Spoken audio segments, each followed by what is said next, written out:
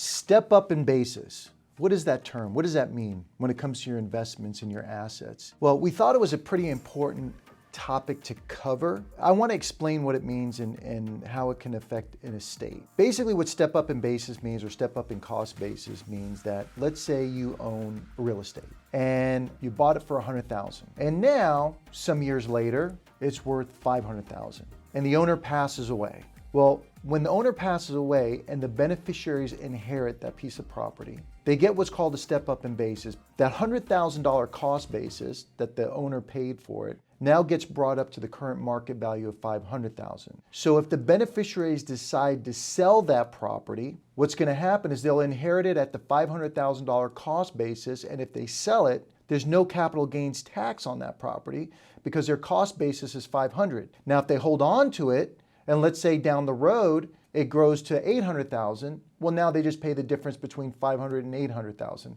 If it goes the other way, let's say it goes from $500,000 to $400,000, now they have a write-off. So really what it's doing is it's bringing the cost basis, the original cost basis of the property, up to the current market value of time of death. Now, I used real estate as an example, a piece of, like land or a home, but this also goes for your stocks. So if I have a stock portfolio, and let's say mom and dad, God forbid, when they pass away, what they paid for those stocks, and many of them, they may have had these stocks for 10, 20, 30 years. There's a huge gain in them. And technically, if they were to sell those stocks, there would be a huge tax hit. However, when the beneficiaries inherit it, it gets a step up in basis to the current market value. If they decide to sell it at that price, no taxes. So that works for stocks. It works for real estate, anything that may have a gain in it. So why is this important for you to know? Because some of you out there might be using the investments to live on. And the scenario here is that if you have, let's say, a special needs child,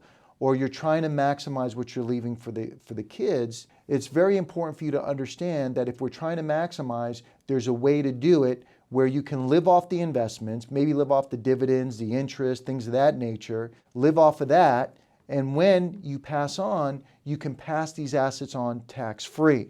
Because some of the challenges, I'll give you an example, just to make it real simple with like real estate, I'll have people that get their advice from the guy at the gym, or they'll get the advice from the real estate person, or just a buddy of theirs, and they said, hey, listen, if you want these assets to avoid probate, just put your kids on the deed, or put your kid's name on those accounts. Once you do that, they now own that property like you do. So now they're going to receive it while you're alive. They're going to receive it at your cost basis. So when you pass on, not only do they have to pay the taxes on that money, but while you're alive, since their name is on that deed or on that account, if God forbid they get sued, they get a divorce, anything at all that happens to them could have a negative effect on your estate while you're alive. So my point is that it's important that before you do anything, or listen to the neighbor or somebody that doesn't specialize in retirement planning, take 45 minutes out.